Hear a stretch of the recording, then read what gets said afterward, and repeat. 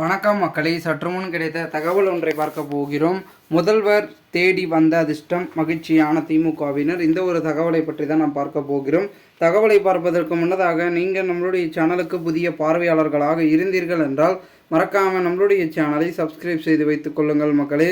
தற்சமயம் வரைக்கும் பெரும் விதத்தில் இருக்கக்கூடிய திராவிட முன்னேற்ற கழகம் ஒரு முக்கியத்துவத்தில் தான் இருந்து கொண்டிருக்கிறது. அவர்களுக்கு என்ன அதிர்ஷ்டம் அப்படின்னு கேட்டிங்கன்னா, அவங்களே பார்த்திங்கன்னா குறிப்பிட்டு சொல்கிறார்கள். அவர்கள் பார்த்திங்கன்னா 40 தொகுதிகளில் பெரும்பான்மையாக வெற்றியை குவிக்கப் போகிறது திராவிட முன்னேற்ற கழகம்.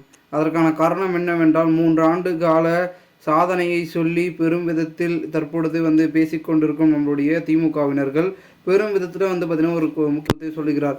திராவிட மாடல் ஆட்சியை பொதுமக்கள் விரும்பியதன் காரணமாகவே 2024 நாடாளுமன்ற தேர்தலிலும் பலவிதமான தொகுதிகளில் பொதுமக்கள் எம்பிக்களை, திமுக எம்பிக்களை குறிப்பிட்டு தேர்ந்தெடுப்பதிருப்பார்கள் என்றும் கூறப்படுகிறது.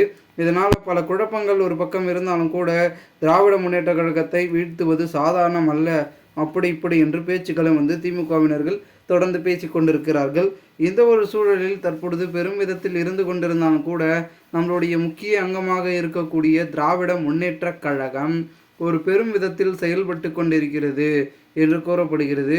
இந்த ஒரு தேர்தலில் பிரசாந்த் கிஷோர் அவர்களின் மூலமாக பல தொகுதிகளை தட்டி தூக்க போகிறதா திராவிட முன்னேற்ற கழகம். ஏன்னா அவரை வைத்து தான் இவங்க பார்த்திங்கன்னா பெரும் அளவில் நாங்கள் அப்படி பண்ணுறோம், இப்படி பண்ணுறோம், இவ்வளோ தொகுதி எடுத்துருவோம், இவ்வளோ வெற்றி பெறுவோம், இவ்வளோ சதவீதம் பெற்றுருவோம் அப்படின்னு திமுகவினர்கள் சொல்லி கொண்டு இருக்கிறதுக்கு முக்கியமான ஒரு விஷயமே அவர் தான்.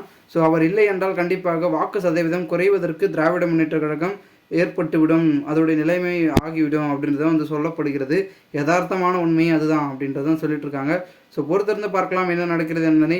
மேலும் இதுபோன்று நீங்கள் அரசியல் சார்ந்த உண்மை நிலவரங்களாம் தினசரி தெரிந்து கொள்ள நம்மளுடைய சேனலை சப்ஸ்கிரைப் செய்து வைத்துக் கொள்ளுங்கள். நன்றி, வணக்கம் மக்களே.